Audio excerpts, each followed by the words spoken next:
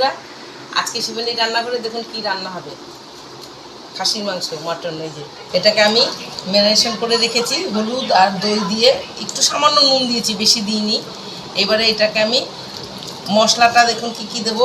আলু, গোটা গোটা আলু ছোট ছোট কেটে রেখেছি, এটাকে ভেজে দেবো।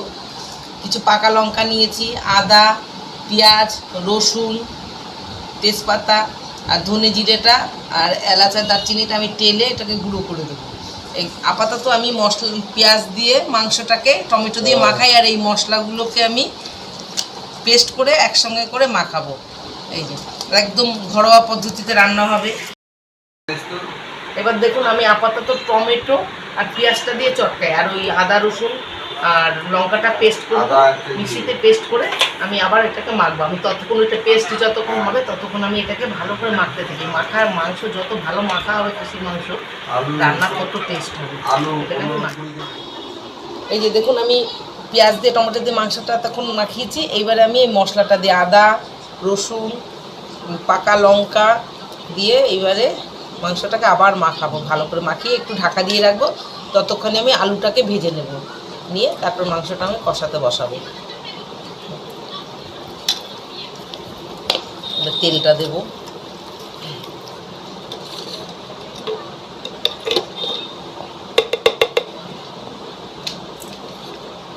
আমি হাতের আন্দাজে তেল দিয়ে দেবো, মানে 1 কিলো মাংসতে 100 গ্রাম তেল লাগে, দিলে ভালো হয়।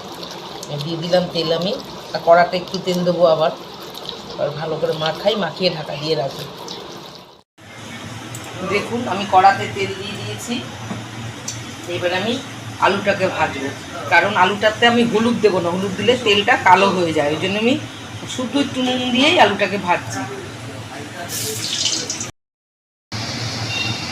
দেখুন আমি আলুটাকে ভেজে তুলে রেখেছি মোটামুটি একটু।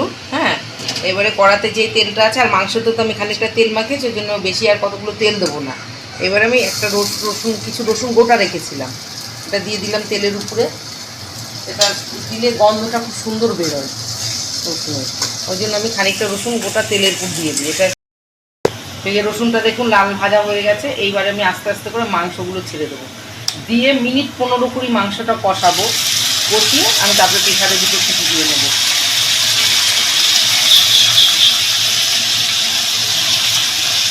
মাংসটা মেখে রেখেছিলাম। এটা হচ্ছে আগে আমার মা ঠাকুমা দিদাদের দেখতাম মাংস মাখি রান্না করতো। এখন তো মাংসটা মাখাতে চায় না, তার পেছনে কারণ আছে তো।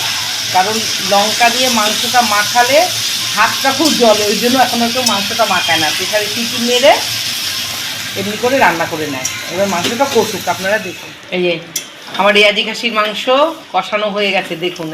এইবারে আমি ওই মশলাটা দেব, জিরে ধনে দারচিনি এলাচটা দিয়ে রেখেছিলাম কাঠখোলায় টেলে, এটাকে পেস্ট করে গুঁড়ো করে শিলে, এটাকে আমি আবার শিলে গুঁড়ো করেছি করে এবারে দিয়ে দিলাম। খানিকক্ষণ কষাবো, এটা দিয়ে কষিয়ে এবারে আলুটা দেবো। দেখুন আলু, কিছু গোটা পেঁয়াজ রেখেছি আমি, কিছু গোটা পেঁয়াজ দিয়ে দিলাম। ভালো লাগে খেতে গোটা পেঁয়াজগুলো দিলে, খুব পেঁয়াজগুলো হেভি লাগে খেতে পরে। এইবারে আমি প্রেসারে দেখুন জল বসিয়েছি একটু গরম। এইবারে মাংসটাকে আমি আস্তে করে, কারণ যেহেতু আমাদের উনুনের ব্যবস্থা নেই, এখন তো কলকাতা থেকে উনুন টুনুন হয় না, গ্রামগঞ্জে উনুন কাঠের উনুন পাওয়া যায়, তাতে হলে বেশি একটু মাটির হাঁড়িতে করে বসিয়ে, কাঠের উনুনে অল্প আছে, তার রান্না ইসেই আলাদা। কিন্তু আমরা তো সেটা পারবো না, আমরা প্রেশার কুকারে দিয়ে দিচ্ছি।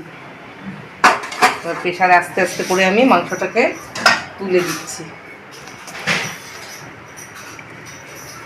3টে সিটি দেবো, দিয়ে প্রেশারে আমি খুব বেশি সিটি দেবো না, বেশি সিটি দিলে আবার একদম গলে গেলেও ভালো লাগবে না। এই যে আমার রেয়াজি খাসির ঝোলটা রান্না করা হয়েছে, পাতলা ঝোল, কারণ আমরা হচ্ছে বাঙালিরা হচ্ছে খেতে খুব ভালোবাসে। আর রবীন্দ্র জয়ন্তী আপনারা খুশি মনে পালন করবেন, আনন্দ করবেন, উৎসব করবেন। কবিগুরু রবীন্দ্রনাথের সশ্রদ্ধ প্রণাম জানাই আমি, আপনারাও আশা করি করবেন। আর এইটা গরম ভাত, রুটি, পরোটা যা দিয়ে খাবেন তাতেই ভালো লাগবে। এটা হচ্ছে একদম পুরো ঘরোয়া রান্না। আগেকার দিনে আমাদের মা মাসিমা দিদারা যে রান্না করতো, আমি সেম ওইভাবেই রান্না করেছি। আপনারা এইভাবে করে রান্নাটা করে খাবেন, খেয়ে ভালো লাগলে আপনাদের মন যা চাইবে আমার জন্য তাই করবেন, তাই উপহার দেবেন আপনারা আমাকে, এটা বন্ধু জয়ন্তী উপলক্ষে। আর কি বলবো, নমস্কার।